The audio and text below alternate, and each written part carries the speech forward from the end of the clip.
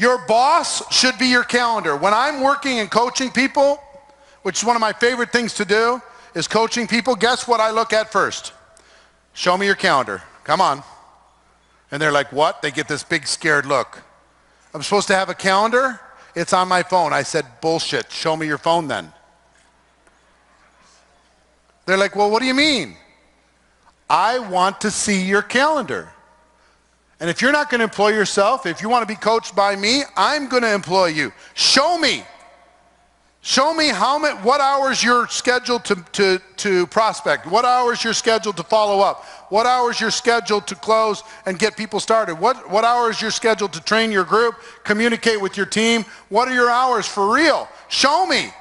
Show me where the follow-up is. Show me where the schedule is. Show me where the events are. Show me. You've got to show me your calendar.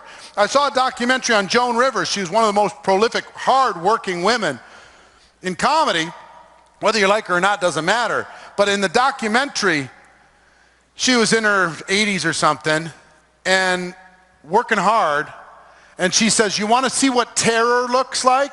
And she opened up a page to a calendar that was empty. That's terror to me. And then she went to the page before. It was all filled. She said, that brings me joy. That means I'm out there, doing my thing in the world. An empty calendar should be terrorizing to you, should be so frightening to you. Most of you don't even have one. What does your calendar look like as you leave here from now to the end of the year? If you have a calendar filled with specific activities, you're going to win. If you're just winging it, I can guess your income. I can guess your bank balance. If you're just winging it. Decide to be a little bit more structured. If you want to be a network marketing professional, what would Elon Musk do if he had your distributorship? What would Steve Jobs do if he had your distributorship? What would Bill Gates do if he had your distributorship? Or Mark Cuban do if he had your distributorship? What would he do with the time? He or she or anybody.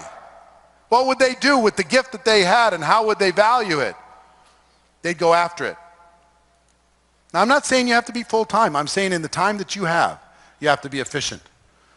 Next, please. Make the hours that you set sacred. Most of you will set your hours, but anything in the world will knock those hours off track. You get a cold, those hours go out the window. Somebody in the family has a crisis, those hours go out the window. You'll still go to your job, but your network marketing business isn't sacred. Until it's sacred, there's only so far you're going to go.